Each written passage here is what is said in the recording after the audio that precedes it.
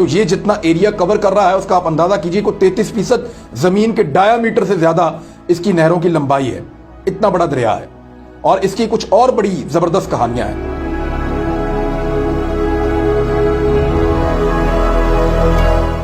इसी दरिया के साथ ऋग्वेद जुड़ी है। ऋग्वेद क्या है? ये हिंदुओं की जो सबसे मुकद्दस किताब है, जो सबसे पुरानी किताब है, उसको ऋग्वेद कहते हैं। ऋग्वेद इसी दरिया के साथ जुड़ी है और ये ऋग्वेद लिखी थी वैसे आर्यंस ने। इनको आर्याई लोग कहते हैं। आर्यंस के बारे में मैं एक अलग पूरा वीलॉग करूंगा कि ये कौन लोग हैं, लेकिन आप इतना जान लीजिए कि ये सेंट्रल एशिया से आए थे, बुलंद पहाड़ों से आए थे, बर्फानी इलाकों से आए थे, बड़े मजबूत थे, लंबे कद के थे, इनके सफेद रंग हुआ करते थे, ये बड़े मुनज्जम थे।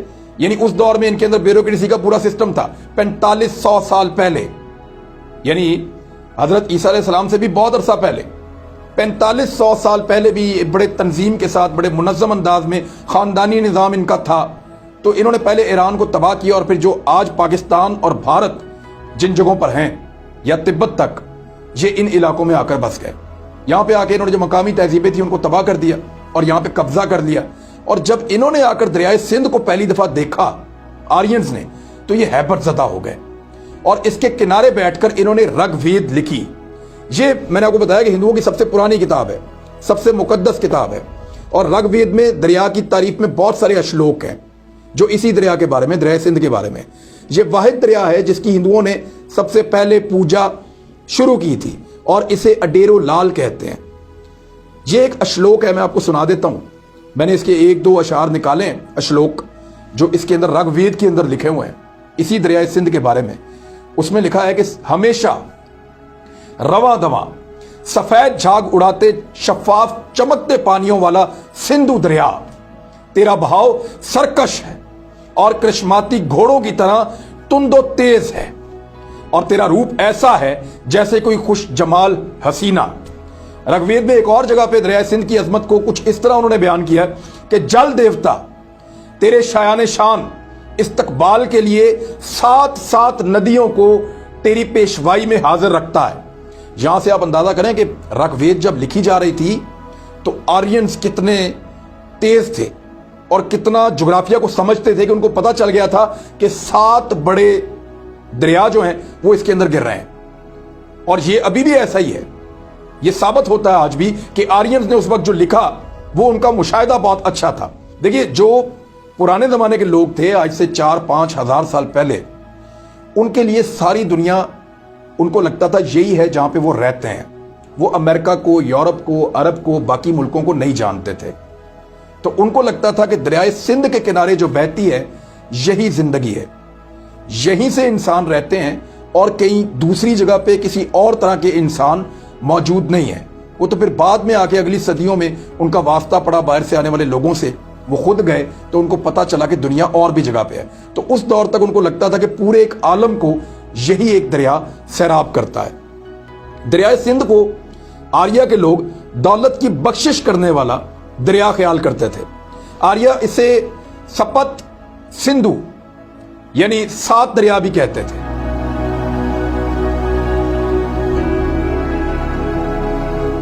वेदों की रज़मिया जो नज़में हैं उनमें 7 दरियाओं का जिक्र है। बेसिकली पहला जो है वो सिंधु है यानी दरिया सिंध, दूसरा जो है वर्षता जेहलम, तीसरा जो है चंद्रभागा चनाब, चौथा जो उसके अंदर दरिया था वो एरावती था जिसको रावी कहते हैं, यानी आप देखें नाम आज भी मिलते जुलते हैं। पांचवा विपास, ये ब्यास आपका एक दरिया था। छठा जो था वो शूतद्री सतलुज, ये भी मिलता जुलता नाम है। और 7वां दरिया था सरस्वती, जिसको इंडिया में सरस्वती कहते हैं और वो दरिया खत्म हो गया, वो वजूद नहीं रखता। और इसको अब कहते हैं कि सिंधु का नजर ना आने वाला गुमशुदा दरिया, जो अब नहीं है। यहां पे भी हमारे एक हुआ करता था दाजल, वो अब नहीं है। इस तरह और दरिया भी हैं जो खत्म हो गए या दूसरे दरियाओं में मिक्स हो गए, तो उनका वजूद अब नहीं रहा। आर्याओं की आमद से पहले यहां पे दरावड़ लोग रहते थे, जो पुराने लोग थे। आज अगर आप कहें तो जो छोटी जात के हिंदू हैं या जो शूदर हैं, इस तरह के लोग, ये दरावड़ हैं। ये बहुत पुराने यहां रहने वाले थे। आर्यंस आए, उन्होंने इनके ऊपर काबू किया, कंट्रोल किया, अपना निजाम लेकर आए, इनको दबा कर रखा, वो तब से अब तक दबे हुए हैं। तो पहले यहां पे दरावड़ रहते थे और उनकी एक बड़ी तरक्की याफ्ता तहजीब थी। और 5000 साल पहले वादी सिंध में दुनिया के जो अव्वलीन शहर हैं, जो पहले पहले शहर दुनिया में आ रहे थे, वो वादी सिंध में आबाद होना शुरू हुए थे। उनकी मिसाल मैं आपको देता हूं, एक मोहनजोदाड़ो, एक हड़प्पा, ये वो पुराने शहर हैं जिससे आप पता कर सकते हैं उनकी तहजीब कितनी शानदार थी और वो किस अंदाज में रहते थे वो लोग। फिर बहुत सारे कुदरती आफात, बैरूनी हमला आवर, कुछ जल्जले आए, तो वो सारे के सारे शहर खत्म हो गए। लेकिन आज उनके आसार पाकिस्तान के अंदर भी आपको मिलते हैं और आप देख सकते हैं कि दरियाए सिंध के किनारे किस तरह की तहजीबें रहती थी। और उसके बाद एक गंधारा तहजीब भी आई यहाँ पे, दरावड़ के बाद गंधारा तहजीब आई और 50 कबल मसीह में उन्होंने यहाँ पे अपना नाम बनाना शुरू किया और 200 ईस्वी तक, यानी ईसा अलैहिस्सलाम के 200 साल बाद तक गंधारा तहजीब ने अपना लोहा मनवाया। ये बड़े लड़ाका लोग थे। आपने महाराजा अशोक के बारे में सुना होगा, अशोका इंडिया ने एक मूवी भी बनाई उसके बारे में। इसी तरह आपने महाराजा पोरस के बारे में सुना होगा, जो पोरस जिसके हाथी बड़े मशहूर थे, जो लड़ा था सिकंदर आजम से, तो उसका ताल्लुक भी जो है गंधारा तहजीब से था। महाराजा अंबी और बहुत सारे बादशाह गुजरे हैं, वो गंधारा तहजीब से होते हुए जो है वो आगे बढ़ते गए और उसके बाद इसका भी खात्मा हो गया। वादी सिंध में 3 बड़े मज़ाहिब हैं जो यहां पे पैदा हुए हैं। सिंध के दरिया के साथ साथ 3 बड़े मज़ाहिब, नंबर 1 जो है वो हिंदू मत, नंबर 2 बुद्ध मत, नंबर 3 सिख मत। और आपको बड़ी इंटरेस्टिंग बात मैं आपको बताता हूं कि जो सबसे ऊपर वाले इलाके हैं, जो पहाड़ों की ऊंची चोटियां हैं, वहां से पैदा होता है बुद्ध मत। उससे जब आप नीचे आते हैं निस्बतन कम ऊंचे पहाड़ों पे और जैसे ही मैदानी इलाके शुरू होने वाले लगते हैं, तो ये जो एरियाज हैं यहां पे अरूज पाता है हिंदू मत। और जब आप मैदानी इलाकों में आते हैं, यहां पे पंजाब है या बिल्कुल सीधे मैदानी इलाके हैं, जरखेज जमीनें हैं, यहां पे पैदा हुआ सिख मत। तो ये 3 मज़ाहिब बड़े हैं, छोटे बहुत सारे हैं, बेशुमार तहजीबें हैं जो इस दरिया के साथ पैदा हुई और खत्म हो गई। बहुत सारी को आज हम जानते हैं, बहुत सारी का हमें पता भी नहीं कि वो कहां गई और तारीख की गर्द में गुम हो गई।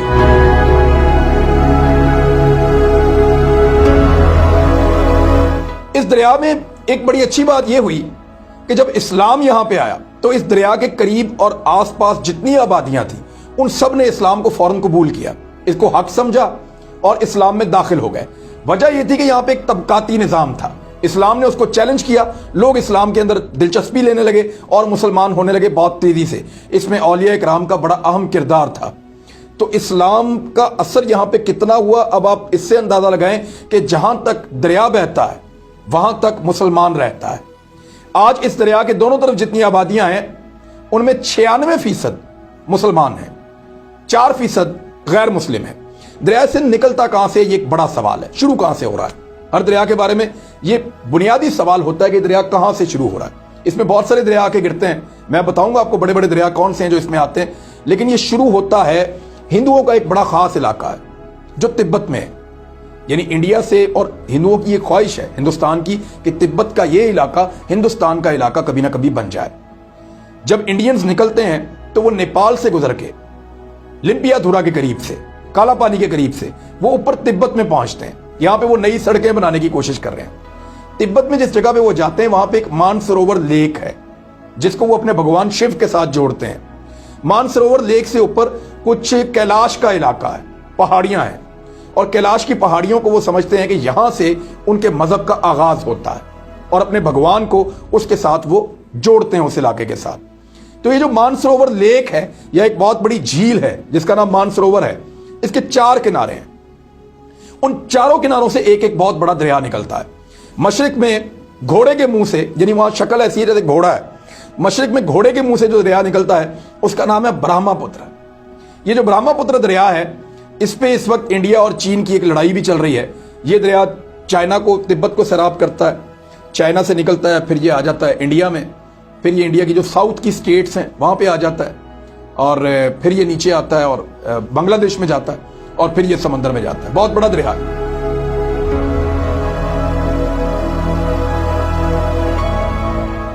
तो इस दरिया के ऊपर जो है वो चाइना एक बहुत बड़ा डैम बना रहा है और इंडिया को इस पे बहुत प्रॉब्लम है। दूसरा दरिया जो निकलता है जनूब में, वहां पे मोर के मुंह से एक दरिया निकलता है और ये करनाली इसको कहते हैं, ये गंगा के अंदर जाके मिल जाता है। फिर मगरब में हाथी के मुंह से एक और दरिया निकलता है और ये दरिया सतलुज है। और शुमाल की तरफ से जो ऊपर का एरिया है इसका, वहां से शेर के मुंह में से, क्योंकि अगर उस एरिया की आप शक्ल देखें तो वो ऐसा लगता है जैसे शेर है, तो शेर के मुंह से एक दरिया निकलता है और इसीलिए इसको तिब्बत की जबान में संगी खुम्बान कहते हैं, यानी शेर दरिया। ये दरिया सिंध है। पहले लोग ये समझते थे कि यहां से आगाज हो रहा है दरिया सिंध का, शेर का मुंह। शेर वैसे निकलता है, लेकिन ये दरिया निकलता नहीं है, ये तो खिलाता है और बेशुमार लोगों को खिलाता है, सदियों से खिला रहा है अल्लाह के हुक्म से।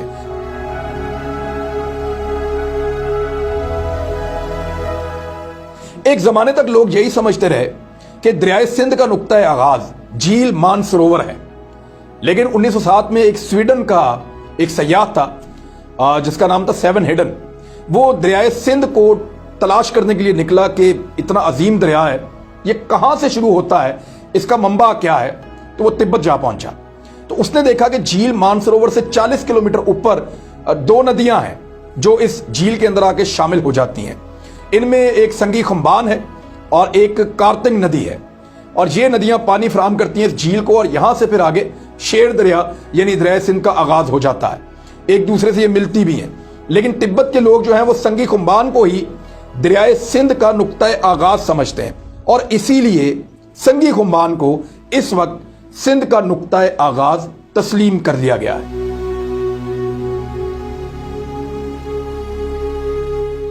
दरिया सिंध एक्चुअली ये नाम आया कैसे?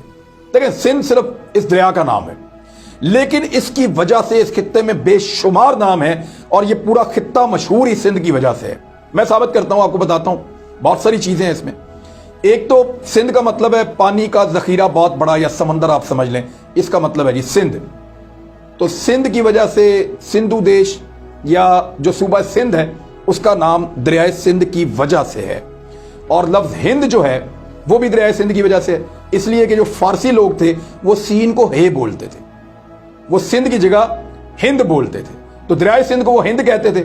वहां से जो इसके आसपास रहने वाले लोगों का जो मजहब है वो हिंदू पड़ा, और फिर हिंदुस्तान का लफ्ज, हिंदू का लफ्ज, हिंद का लफ्ज, ये सारे यहां से निकले दरिया सिंध से।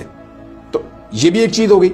एक और चीज, जब यूनानी यहां पे आए तो वो हिंद भी नहीं कहते थे, वो हे को अलिफ बोलते थे यूनानी उस वक्त। तो उन्होंने इसको इंद कहना शुरू कर दिया, और इंद से इसका नाम उन्होंने इंडस रख दिया। जब यूनानी सिकंदर आजम के साथ आए तो उन्होंने इसको इंडस कहा। तो इंडस से आज आप एक और नाम, बहुत बड़ा नाम, इंडिया, वो इंडस से निकला है। जो सेकुलर हिंदू हैं या इंडियंस हैं वो ये कहते हैं कि इसको जो है वो इंडस कहा जाए, इंडिया कहा जाए इंडिया को।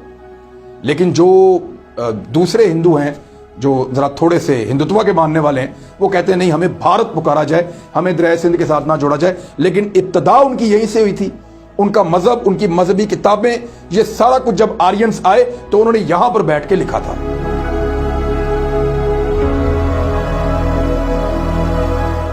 दरिया सिंध को मुख्तलिफ जबानों में लोगों ने और मुख्तलिफ इलाके के लोगों ने मुख्तलिफ नाम दिए। तिब्बत में इसको कहते हैं संगी खुम्बान।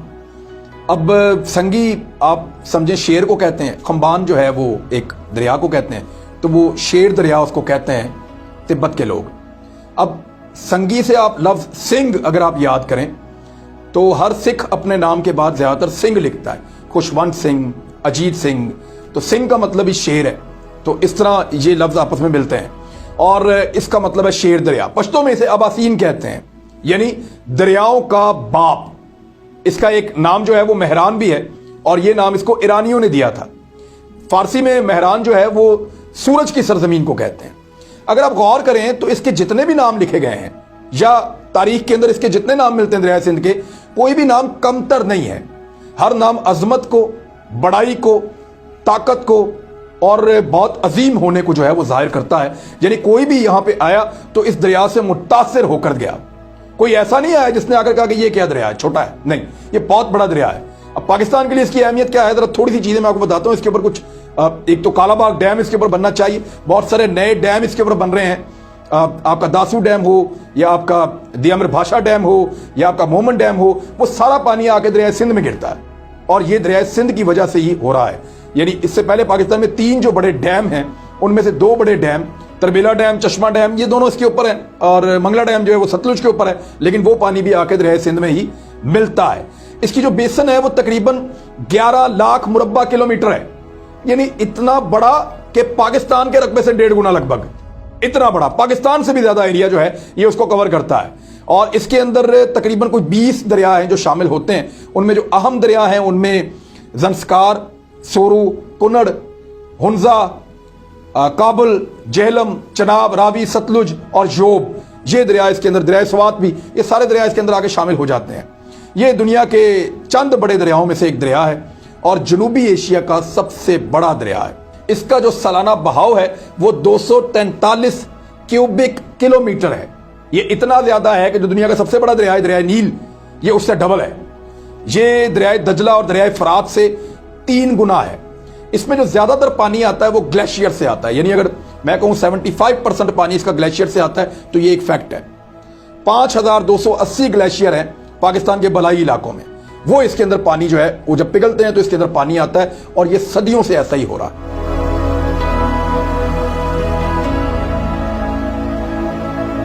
इस दरिया की लंबाई सुन के भी आप हैरान हो जाएंगे, 2000 मील या 3200 किलोमीटर, इतनी ज्यादा लंबाई है इस दरिया की। और पहाड़ी इलाकों से आता है, फिर छोटे पहाड़ों में आता है, फिर ये पोठवार के रीजन से गुजरता है, यानी छोटी पहाड़ियों से, और फिर मैदानी इलाकों में आता है, सहराओं से गुजरता है और समंदर तक पहुंच जाता है।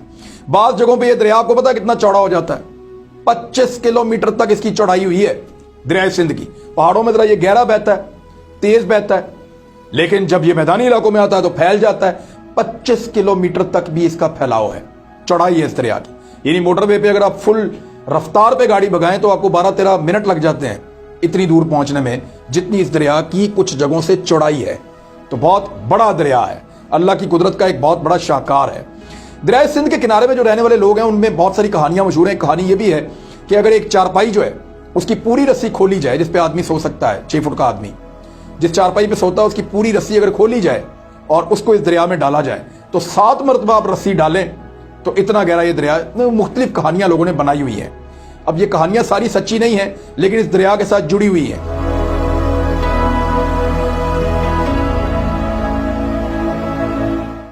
ये दरिया इतना गहरा है, इतना बड़ा है कि इसमें राहबरी की भी जरूरत पड़ती है। मिसाल के तौर पे आपने झूले लाल का नाम सुना होगा। लोक रवायत के मुताबिक ये एक बुजुर्ग है जो कंवल के फूल के ऊपर बैठा है और वो जो कंवल का फूल है वो एक पल्ला मच्छी के ऊपर रखा हुआ है और ये बुजुर्ग मुसाफिरों को गाइडेंस देते हैं, रहनुमाई करते हैं। तो इस तरह की कहानियां आपने सुना होगा। झूले लाल सिंध में बहुत मकबूल है, तो वो दरिया सिंध के साथ से शुरू होती है और वहीं पे जुड़ी है। दरिया सिंध के बलाई इलाके में एक कबीला रहता है जिसका नाम है कारीगर कबीला। ये जो कारीगर कबीला है ये तरबेला डैम की तामीर से पहले चलास से अटक तक दरिया सिंध में सोना छांटते थे। आपको पता है अभी भी अटक में भी सोना निकलता है और दरिया सिंध के किनारों पे ऊपर जो दरिया है वहां पे भी सोना निकलता है। कुछ अर्सा पहले मैंने खुद देखा सोना निकालते हुए लोगों को। बहुत सारे दरियाओं के किनारों पे लोग सोना निकालते हैं। इवन चकवाल के अंदर जो छोटे छोटे दरिया जाते हैं, जैसा कि दरिया सवा है, वहां पे बैठ के भी लोग कैंप उन्होंने लगाए होते हैं और वो सोना निकाल रहे हैं दरिया में से। बहुत कम और थोड़ा थोड़ा निकलता है और बहुत मुश्किल से निकलता है, लेकिन लोग आज भी दरियाओं से सोना निकाल रहे हैं और अभी भी ये काम दरिया सिंध के ऊपर होता है। तो मुख्तलिफ लोगों को मुख्तलिफ तरीके से ये रिज्क दरिया देता है। सिंध ताश के मुआहदे के बाद जो पाकिस्तान ने भारत के साथ किया 1960 में, पाकिस्तान के मशरकी दरिया भारत को दे दिए, जैसे कि रावी, जैसा कि सतलुज और ब्यास। अब इनमें पानी पूरा करने के लिए दरिया सिंध से नहरें निकाली गई और ये पानी यहां लाया गया। तो एक बड़ा नहरी निजाम बनाया गया इस दरिया के ऊपर, जो दुनिया में कहीं और उसकी इतनी शानदार मिसाल नहीं मिलती। इस वक्त पाकिस्तान की 22 करोड़ आबादी, यानी इतने बड़े मुल्क को सैराब करने के लिए, जहां की ग़िज़ाई ज़रूरियात को पूरा करने के लिए दरिया सिंध का एक बुनियादी किरदार है।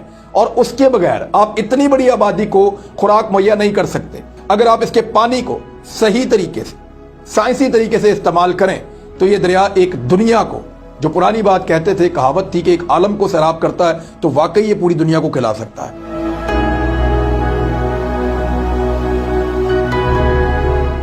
अच्छा, कुछ बात हो जाए दरिया सिंध के अंदर रहता कौन है, आबादी। दरिया सिंध में ऐसे जानवर जिनको जल थैलिए कहते हैं, ऐसे जानवर जो पानी में भी रहते हैं, पानी के बाहर भी आते हैं, यानी मगरमच्छ, कछुआ, भूंगे, ऐसे बहुत सारे। इनकी 25 किस्में हैं। 25 किस्म के ऐसे जानवर हैं जो पानी के अंदर भी रहते हैं और खुश्की पे भी रहते हैं। ये दरिया सिंध के अंदर पाए जाते हैं। 147 किस्में ऐसे जानवरों की हैं जो पानी के अंदर रहते हैं। 22 ऐसे जानवर दरियाए सिंध में पाए जाते हैं या मछलियां पाई जाती हैं जो दुनिया में कहीं और नहीं पाई जाती।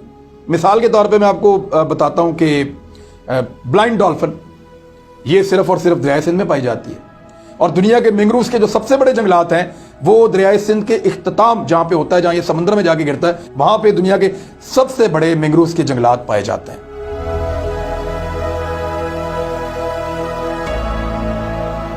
अच्छा, इस दरिया के ऊपर एक और बड़ी इंटरेस्टिंग चीज है। ये दरिया एक और झील बनाता है जिसको मंचर झील कहते हैं।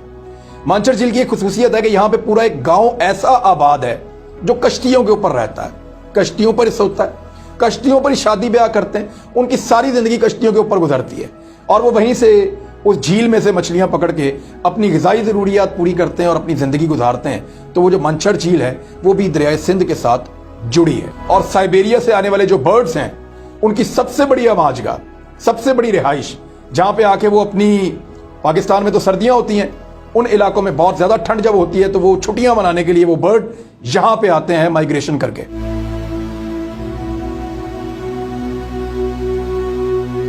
सिंध खाली एक दरिया नहीं है, ये शेर है और इसका दिल भी शेर की तरह बड़ा है जो सबको नवाजता है, जो सबको देता है। इसके साथ खाली पानी नहीं बहता, इसके साथ एक तहजीब बहती है, जिंदगी बहती है, लोगों की उम्मीदें बहती हैं। लोग इसके साथ रहते चले आए हैं, इसके साथ अपनी जिंदगी बिताते चले आए हैं। इसमें कहानियां हैं, इसमें दास्तानें हैं, इसमें हवाले हैं, इसमें बहुत सारी तारीख है। इसने इंसानों का वो अरूज और जवाल देखा जो शायद इंसान भी नहीं देख पाए। और आज इंसान भी अपने बारे में इतना नहीं जानता जितना सिंध जानता है।